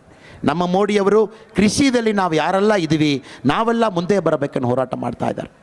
ನಮ್ಮ ಮೋಡಿಯವರು ಬಡ ಕುಟುಂಬಕ್ಕೋಸ್ಕರ ಅವರು ಕೆಲಸ ಮಾಡ್ತಾ ಇದ್ದಾರೆ. ಅದಕ್ಕೆ ನಾವು ಮೋಡಿಜಿಯವರು ಕೈ ಬಿಡಬಾರ್ದು. 2014 ಮೋಡಿಯವರು ಇಂಡಿಯನ್ ಲೀಡರ್, 2024 ಮೋಡಿಯವರು ವರ್ಲ್ಡ್ ಲೀಡರ್. ಮೊನ್ನೆ ಒಂದು ಪತ್ರಿಕೆ ಮಿತ್ರರು ಹೇಳಿದರು, ಅನ್ನೇ ಇಂದ ಇರಾನಕ್ಕೂ ಇಸ್ರೇಲಕ್ಕೂ ಜಗಳ ಬರ್ತದ ಅನ್ನೇ. ನಾನು ಹೇಳ್ತೀನಿ, ಜಗಳ ಬರ್ತದಾನ ಮೋಡಿ ಡಿಸೈಡ್ ಮಾಡ್ತಾರಪ್ಪ ಅಂತ. ಅದು ಮೋಡಿಜಿ ಕೈನಲ್ಲಿ ಇದೆ. ಯಾಕಂದರೆ ಇಡೀ ಪ್ರಪಂಚದಲ್ಲಿ ಜೂನ್ 4ನೇ ತಾರೀಕು ಆದಮೇಲೆ ಈ ವರ್ಲ್ಡ್ನಲ್ಲಿ ಒಂದು ಲೀಡರ್ ಮಾತಕ್ಕೂ ಇಸ್ರೇಲ್ ಮರ್ಯಾದೆ ಕೊಡಬೇಕು, ಅದೇ ಲೀಡರ್ ಮಾತಕ್ಕೂ ಇರಾನ್ ಮರ್ಯಾದೆ ಕೊಡಬೇಕನ್ನ ಅದು ಸನ್ಮಾನ್ಯ ನರೇಂದ್ರ ಮೋದಿ ಅವರು ಮಾತ್ರ. ಸೊ ನಾವು ನಮ್ಮ ದೇಶದಲ್ಲಿ ಒಂದು ಹೆಮ್ಮೆಯ ನಮ್ಮ ಪ್ರಧಾನಮಂತ್ರಿ ವರ್ಲ್ಡ್ ಪೊಲಿಟಿಕಲ್ ಆರ್ಡರ್ ಡಿಸೈಡ್ ಮಾಡಲಿಕ್ಕೆ ಅವರು ಹೊರಟಿದ್ದಾರೆ. ನೆಕ್ಸ್ಟ್ 5 ಇಯರ್ಸ್ ನಾವು ಡಿಸೈಡ್ ಮಾಡ್ತೀವಿ ಈ ವರ್ಲ್ಡ್ನಲ್ಲಿ ಪೊಲಿಟಿಕಲ್ ಲೀಡರ್ ಯಾವ ಥರ ಇರಬೇಕು, ಪೊಲಿಟಿಕಲ್ ಆರ್ಡರ್ ಯಾವ ಥರ ಇರಬೇಕು. ಒಂದು ಅಮೂಲ್ಯ ಸಮಯದಲ್ಲಿ ನಮಗೆ ವೋಟಿಂಗ್ ಸಿಗ್ತಾ ಇದೆ. ನಾವೆಲ್ಲರೂ ಕೂಡ ವೋಟ್ ಮಾಡಬೇಕು. ಮೋಡಿಜಿ ಅವ್ರಿಗೆ ನಾವು ಬೆಂಬಲ ಕೊಡಬೇಕು. ಇಲ್ಲಿ ರಮೇಶ್ ಸಾಹೇಬರವರು 75% ವೋಟ್ ತಗೊಂಡು 7ನೇ ಬಾರಿಗೆ, ಸರ್ 7ನೇ ಬಾರಿ ಗೆಲ್ಲುವುದೆಲ್ಲ ಕಷ್ಟ ಸರ್, ಭಾಳ ಕಷ್ಟ. ನಾವು ಪಕ್ಷದಲ್ಲಿದ್ದೀವಿ, ಎಲ್ಲರ ಪಕ್ಷದಲ್ಲಿದ್ದೀವಿ. ಅರವಿಂದ್ ಲಿಂಬಾವಳಿ ಸಾಹೇಬರು ತುಂಬ ದೊಡ್ಡ ಸಾಹೇಬರು, ಅವರು ಪೊಲಿಟಿಕಲ್ ಸ್ಟ್ರಾಟಜಿ ಎಲ್ಲ ಮಾಡುವ ಒಂದು ಪೊಸಿಷನ್ನಲ್ಲಿ ಇದ್ದಾರೆ. 6 ಬಾರಿ ಗೆಲ್ಲುವುದೆಲ್ಲ ಸಾಧ್ಯವೇ ಇಲ್ಲ ಸರ್. ಅದು 3 ಬಾರಿ ಚಿಕ್ಕೋಡಿ, 3 ಬಾರಿ ವಿಜಯಪುರ, 4 ಬಾರಿ MLA, ಅದರಲ್ಲಿ 26 ವಯಸ್ಸಿನಲ್ಲಿ ಒಂದು ಗೃಹ ಸಚಿವರನ್ನ. ಎಷ್ಟು ಜನಕ್ಕೆ ಇವರ ಮೇಲೆ ಪ್ರೀತಿ ಇರಬೇಕು. ಅವರು ಮಾತೊಂದು ಹೇಳಿದರು,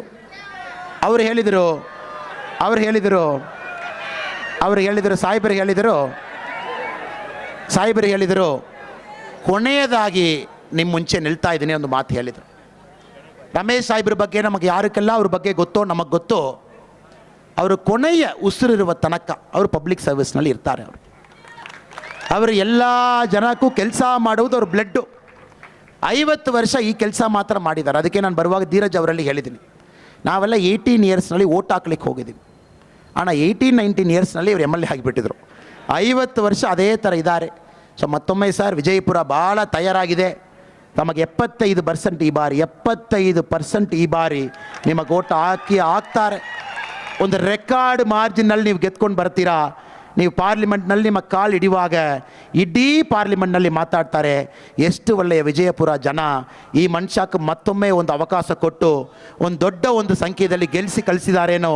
ನೀವು ಗೆಲ್ಲುವಾಗ ಹೆಮ್ಮೆ ತಮಕ್ಕೆ ಮಾತ್ರ ಅಲ್ಲ ಸರ್, ವಿಜಯಪುರಕ್ಕೆ ಆ ಹೆಮ್ಮೆ ಬಂದೇ ಬರ್ತದೆ. ತಾವದು ಮಾಡಿ ತೋರಿಸ್ತೀರಾ. ನಾನು ಕೂಡ ಒಂದು ಸಣ್ಣ ಕ್ರಮ ತಮಿಳುನಾಡಿನಲ್ಲಿ ಮಾಡ್ತಾ ಇದ್ದೀನಿ. ಮೋದಿಜಿ ಅವರ ಕಾಲದಲ್ಲಿ ಹೋರಾಟ ಮಾಡ್ತಾ ಇದ್ದೀವಿ. ನಾವು ಕೂಡ ಕರ್ನಾಟಕದಲ್ಲಿ BJP ಎಷ್ಟು ಗಟ್ಟಿಯಾಗಿದೆ ಅದೇ ರೀತಿಯಲ್ಲಿ ತಮಿಳುನಾಡಿನಲ್ಲಿ ಗಟ್ಟಿ ಮಾಡಬೇಕನ್ನು ಹೊರಟಿದ್ದೀವಿ. ನಮಗೊಂದು ಸಮಯ ಕೊಟ್ಟಿದ್ದೀರಾ, ಇಲ್ಲಿ ಬಂದು ತಮ್ಮೆಲ್ಲ ಪ್ರೀತಿ ತಗೊಂಡು ನನಗೆ ಗೊತ್ತಿರುವ 2 ವಿಚಾರ ತಮ್ಮಲ್ಲಿ ಶೇರ್ ಮಾಡಲಿಕ್ಕೆ ಒಂದು ಅವಕಾಶ ಕೊಟ್ಟಿದ್ದೀರಾ. ಭಾಳ ಪ್ರೀತಿಯಲ್ಲಿ ವಿಜಯಪುರದಲ್ಲಿ ತಾವೆಲ್ಲರೂ ಕೂಡ ಬಂದಿದ್ದೀರಾ. ನಿಮ್ಮೆಲ್ಲರಿಗೂ ಧನ್ಯವಾದ ತಿಳಿಸಿ, ಮೇ 7ನೇ ತಾರೀಕು ಫಸ್ಟ್ ವೋಟ್ ನಮ್ಮ ಓಟಾಗಿರಲಿ. ವೋಟ್ ಮಾಡಿಬಿಟ್ಟು ಟೇಬಲ್ದಲ್ಲಿ ಎಲ್ಲರೂ ಕೂರೋಣ. 200 ಮೀಟರ್ ಲೈನ್ ಆದ ಮೇಲೆ ಪೊಲೀಸ್ ಅವ್ರಿಗೆ ತೊಂದರೆ ಕೊಡೋಣ. ಲೀಗಲಾಗಿ, ತಪ್ಪಾಗಿ ತೊಂದರೆವಿಲ್ಲ, ಲೀಗಲಾಗಿ 200 ಮೀಟ್ರ್ ಒಳಗಡೆ ಕೂರುವಾಗ ಪೊಲೀಸ್ ಅವ್ರಿಗೂ ನಾವು ತೊಂದರೆ ಕೊಡ್ತೀವಿ, ಅದು ಮಾಡಬಾರ್ದು. 200 ಮೀಟ್ರ್ ಆದ ಮೇಲೆ ನಾವು ಕೂರುವಾಗ ನಮಗೆ ಲೀಗಲ್ ಹಕ್ಕಿದೆ. ನಾವು 200 ಮೀಟ್ರ್ ಆದ ಮೇಲೆ ನಮ್ಮ ಟೇಬಲ್ದಲ್ಲಿ ಓಟ್ ಹಾಕಿಬಿಟ್ಟು ಒಂದೊಂದು ಬೂತ್ನಲ್ಲಿ ಬಂದು ನಾವು ಕೂತ್ಕೊಳ್ಬೇಕು. 50 ಜನ, 100 ಜನ, 150 ಜನ, 200 ಜನ, 250 ಜನ, 300 ಜನ ಓಟ್ ಹಾಕಿಬಿಟ್ಟು ನಾವು ಕೂರಬೇಕು. ನೆಕ್ಸ್ಟ್ ಯಾರು ಓಟ್ ಹಾಕ್ಲಿಕ್ಕೆ ಹೋಗ್ತಾರೋ ಅವ್ರಿಗೆ ನಾವು ಬೆಂಬಲ ಕೊಡಬೇಕು. ನಾವೆಲ್ಲ ಓಟ್ ಹಾಕಿ BJP ಟೇಬಲ್ದಲ್ಲಿ ಕೂತಿದ್ದೀವಿ, ತಾವು ಓಟ್ ಹಾಕ್ಕೊಂಡು ಬಂದು ನಮ್ಮ ಜೊತೆ ಕೂರಿನೋ ಒಂದು ಬೆಂಬಲ ಕೊಡೋಣ. ಅಷ್ಟು ದೊಡ್ಡ ಒಂದು ರೀತಿಯಲ್ಲಿ ನಾವು ಮೇ 7ನೇ ತಾರೀಕು ಇಲ್ಲಿ ವಿಜಯಪುರದಲ್ಲಿ ಎಲೆಕ್ಷನ್ ನಾವು ಫೇಸ್ ಮಾಡೋಣ. ಇಲ್ಲಿ ಬಂದಿರುವ ಎಲ್ಲರಿಗೂ ನನ್ನ ಧನ್ಯವಾದ ತಿಳಿಸಿ ಮಾತು ಮುಗಿಸ್ತೀನಿ. ಭಾಳ ಧನ್ಯವಾದ. ಭಾರತ್ ಮಾತಾ ಕಿ